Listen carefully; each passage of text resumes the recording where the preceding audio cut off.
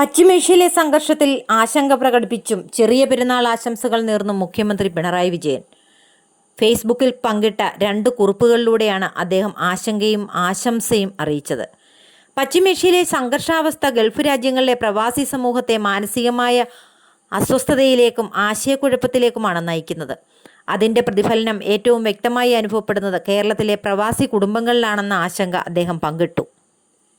കേരളത്തിലെ പ്രവാസി സമൂഹത്തിൻ്റെ പ്രത്യേക സാഹചര്യങ്ങൾ പരിഗണിച്ച് ആനുപാതികമായ വിമാന സർവീസുകൾ ഉറപ്പാക്കേണ്ടത് അത്യാവശ്യമാണ്. ഈ സാഹചര്യത്തിൽ കേന്ദ്ര സർക്കാർ അടിയന്തര ഇടപെടൽ നടത്തി കൂടുതൽ വിമാന സർവീസുകൾ ക്രമീകരിക്കുകയും യാത്രാ സൗകര്യങ്ങൾ സുഗമമാക്കുകയും വേണമെന്നും അദ്ദേഹം ആവശ്യപ്പെട്ടു.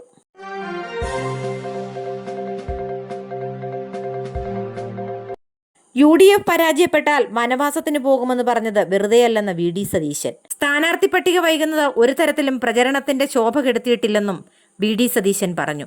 MPമാർ മത്സരിക്കണമോ എന്നതിൽ തനിക്ക് അഭിപ്രായമുണ്ട്, എന്നാൽ അതേക്കുറിച്ച് ഇപ്പോൾ പറയുന്നില്ല. MPമാർ മത്സരിക്കേണ്ടെന്നത് ഹൈക്കമാൻഡ് തീരുമാനമായിരുന്നു. മുഖ്യമന്ത്രി സ്വന്തം മണ്ഡലത്തിൽ പോയതിനേക്കാൾ 50 മടങ്ങ് താൻ പറവൂരിൽ വന്നിട്ടുണ്ടെന്നും VD സതീശൻ പറഞ്ഞു.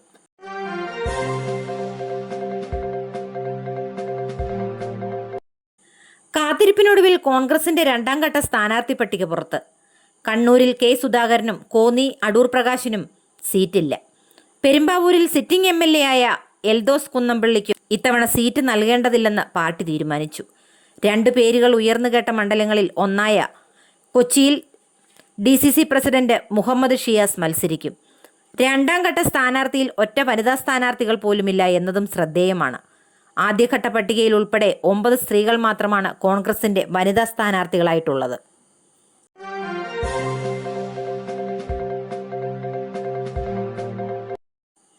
അവസാന നിമിഷം വരെ പ്രതീക്ഷയുണ്ടെന്ന് പറഞ്ഞ ദീപ്തി മേരി വർഗീസിന് കോൺഗ്രസിന്റെ 2ാം പട്ടിക വന്നപ്പോൾ സീറ്റില്ല. സർവം ദീപ്തം എന്ന പേരിൽ പോസ്റ്ററുകൾ അടിച്ചത് വെറുതെയായി. DCC പ്രസിഡന്റ് മുഹമ്മദ് ഷിയാസാണ് കൊച്ചിയിലെ UDF സ്ഥാനാർത്ഥി. ദീപ്തി മേരി വർഗീസിനെ പരിഗണിക്കണമെന്ന് KC വേണുഗോപാൽ നിലപാടെടുത്തു.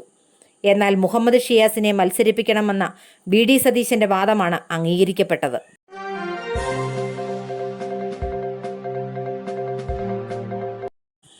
സണ്ണി M കബിക്കാടിനെ കോൺഗ്രസ് നേതാവ് അജയ് തറയിൽ അധിക്ഷേപിച്ച് സമൂഹമാധ്യമങ്ങളിൽ പോസ്റ്റിട്ട സംഭവത്തിൽ പ്രതിപക്ഷ നേതാവ് VD സതീശനും രമേശ് ചെന്നിത്തലയും മറ്റു കോൺഗ്രസ് നേതാക്കളും മറുപടി പറയണമെന്ന് എഴുത്തുകാരനും ചിന്തകനുമായ KK ബാബുരാജ്. അജയ് തറയിൽ സണ്ണി M കബിക്കാടിനെ വ്യക്തിപരമായും അദ്ദേഹത്തിൻ്റെ കുടുംബത്തെയും അതിനീചമായി ആക്ഷേപിച്ചിരിക്കുകയാണെന്ന് KK ബാബുരാജ് ചൂണ്ടിക്കാട്ടി.